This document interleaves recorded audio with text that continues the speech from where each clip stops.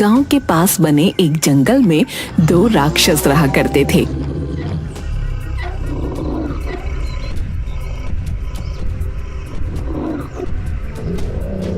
उन्हें जब भूख लगती गांव वालों का शिकार करते और उन्हें मार पीट कर खा लेते।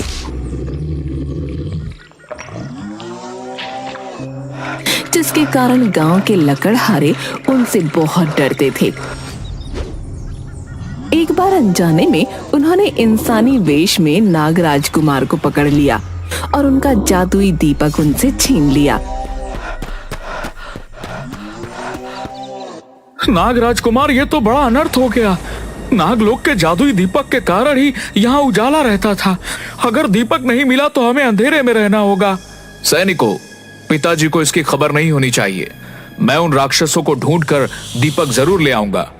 लेकिन नागलोक में अंधकार हो जाने के कारण नागराज कुमार का सर एक बड़े पत्थर से टकरा जाता है और वो बेहोश हो जाते हैं। दूसरी तरफ गरीब लकड़हारे बाबूलाल के घर में खाने को कुछ भी नहीं था। वो सोचने लगा, राम जी की कसम, मरना तो निश्चित है। या तो भूख से मरे या फिर जंगल जाकर मरे। जंगल जाकर मरूंगा तो कम से कम मन में यह तो रहेगा कि हमने परिवार के लिए मेहनत करी, वरना मरने के बाद भी खुद को माफ नहीं कर पाऊंगा। बाबूलाल की बीवी ने उसे घर में पड़े चोकर की 2 रोटियां और चटनी दे दी। एक हाथ में कुल्हाड़ी और एक हाथ में खाने पीने की पोटली लेकर बाबूलाल पेड़ काटने जंगल की ओर चल पड़ा। जब वो जंगल पहुंचा तो उसे दूर दूर तक कोई नहीं दिखा। वो सोचने लगा, राम जी की कसम, कितने बड़े बड़े पेड़ लगे हैं और दूर दूर तक पंछी भी दिखाई नहीं देता है। इन राक्षसों के डर से चिड़ियों ने भी जंगल में आना छोड़ दिया है। आगे जाऊं या यहीं से लौट जाऊं? डर के मारे तो हमारी चुटिया खड़ी हो रही है। राम जी की कसम। बेचारे बाबूलाल के सामने बार बार उसके परिवार का भूखा चेहरा आ जाता। हिम्मत करके वो आगे बढ़ा। उसे सामने एक पेड़ गिरा हुआ दिखाई पड़ा। राम जी की कसम, बीवी ने जो रोटी बनाई है खा लेते हैं। कहीं ऐसा ना हो कि भूखे ही मर जाएं। फिर आगे बढ़ेंगे और पेड़ काटेंगे। देखें हमारी किस्मत में क्या लिखा है राम ने। बाबूलाल ने अपनी पोटली खोली। पोटली खोलते ही रोटी, चटनी और प्याज की महक चारों तरफ फैलने लगी। कुछ ही दूरी पर दोनों राक्षस भी पेड़ पर बैठे हुए थे।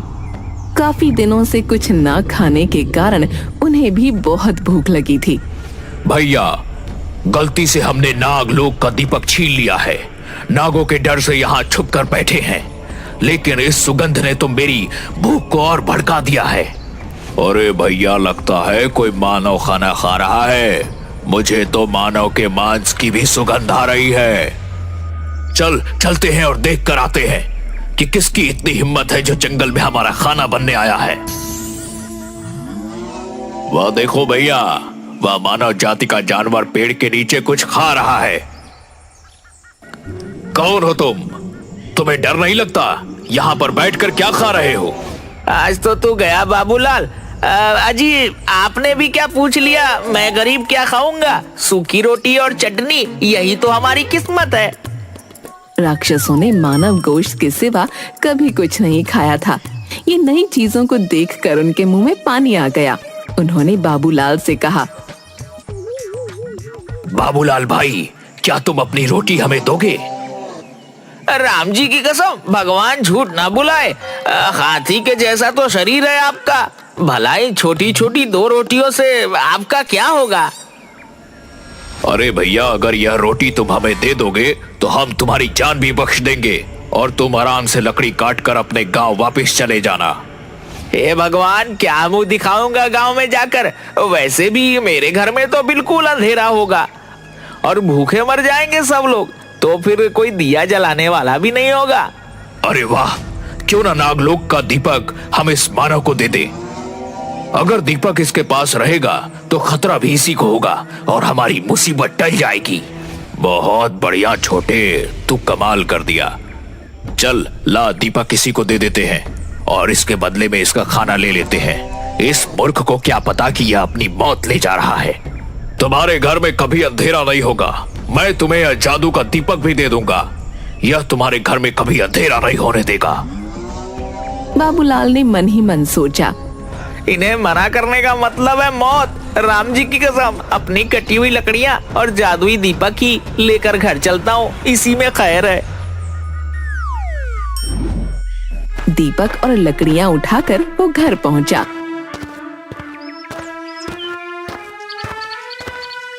क्यों जी, आ गए तुम? सीता मैया की जय, बड़ी भूख लगी है। भगवान झूठ न बुलाए, लड़कियां, अरे मेरा मतलब है लकड़ियां तो मिल गई हैं, लेकिन सुबह बिकेंगी। अभी तो ये दीपक ले जा, इसी से कलेजा ठंडा कर, और हो सके तो मुझे कुछ खिला दे। अरे दैया, तुम्हें तो 2 रोटी और चटनी दी थी, सारी सपाचट कर दी। जय हो सीता मैया की। यहाँ मैं भूखी तुम्हारी राह देख रही हूँ और तुम खाना मांग रहे हो। अरे बावली, तुझे क्या बताऊं मेरे साथ क्या हुआ, तुझे विश्वास नहीं होगा। जा, अच्छा जा, अपने अंधेरे घर में कम से कम दीपक तो जला दे। निर्मला ने बाबूलाल के हाथ से दीपक लिया और जला दिया। दीपक जलाते ही पूरे घर में उजाला फैल गया। ऐसा लग रहा था जैसे घर में सूरज निकल आया हो। यहाँ तक कि खिड़की से बाहर निकलने वाले उजाले से गांव भी रोशनी से नहा रहा था। अरे भाई बाबूलाल, तेरे घर में इतनी रोशनी कहाँ से निकल रही है? जैसे लग रहा है पूरे गांव में सुबह हो गई। अरे बावली, जल्दी से खिड़की बंद कर। मैं किसी को कुछ नहीं बता सकता, मैं बाहर जाकर मुखिया जी से बात करके आता हूँ। बाबूलाल बाहर जाता है और राक्षसों के डर से किसी से कुछ भी नहीं कहता। भगवान झूठ ना बुलवाए मुखिया जी, ऐसी तो कोई बात नहीं है। हम गरीबों के यहाँ भला बहुत दिनों के बाद दिया जलाया है ना, इसलिए आपको लग रहा होगा मेरे घर में रोशनी है, वरना मुझे गरीब के यहाँ दिया जलता ही कहाँ है। बाबूलाल रोज शाम को अपना दिया जला लेता। धीरे धीरे जिस घर में भी कोई दावत होती या रोशनी की जरूरत होती, लोग बाबूलाल का दिया ले जाते और उसे उसके बदले में पैसे दे देते। पैसे मिलने से बाबूलाल और निर्मला का पेट भी भरने लगा। अजी सीता मैया की जय हो। मैं तो समझती थी तुम बड़े बुड़बक हो, लेकिन तुम्हारे इस दीपक ने तो हमारे घर में भी रोशनी कर दी और हमारे पेट में भी। भगवान झूठ ना बुलवाए, पगली कह तो तू सही रही है। लेकिन एक दिन शाम को जब बाबूलाल और निर्मला ने दीपक जलाया तो आकाश में परियां उड़ रही थीं। उनकी नजर धरती पर गई।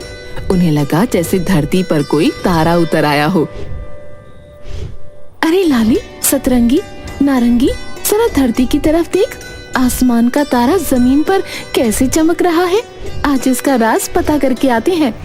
सभी परियां धरती पर पहुंची और ये देखकर हैरान रह गईं कि वो दीपक तो नागलोक का दीपक है। हे भगवान, अगर नागलोक के नागों को पता चल गया कि ये दीपक यहाँ है तो इस मानव की तो खैर नहीं। मुझे लगता है हमें जल्दी से बता देना चाहिए।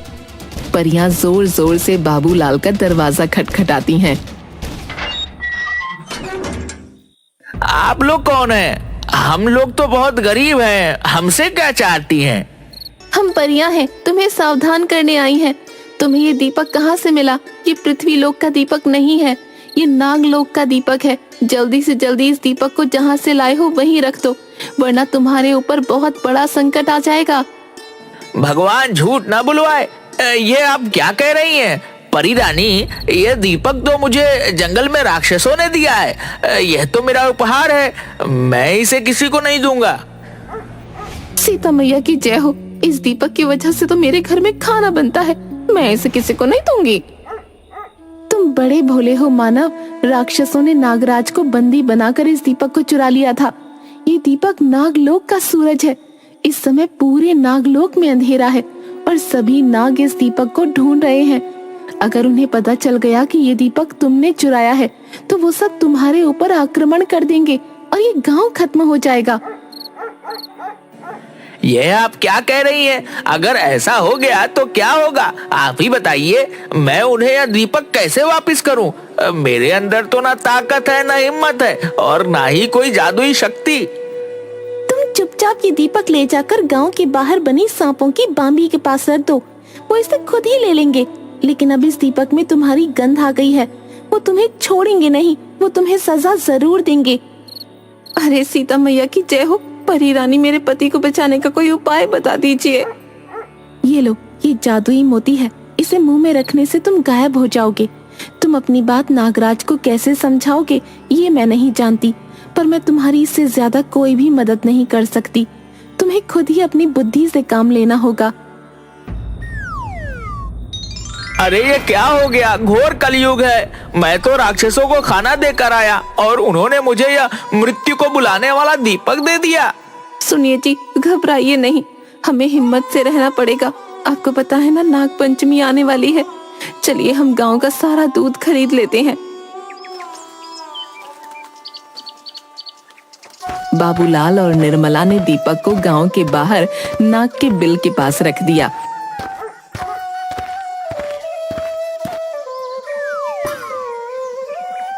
और गांव का सारा दूध खरीदकर घर के अंदर छुप गए। कुछ ही देर में दीपक नागलोक के सांपों को मिल गया। हमारे दीपक को जरूर किसी मनुष्य ने छुआ है। उसके अंदर से मनुष्य की गंध आ रही है।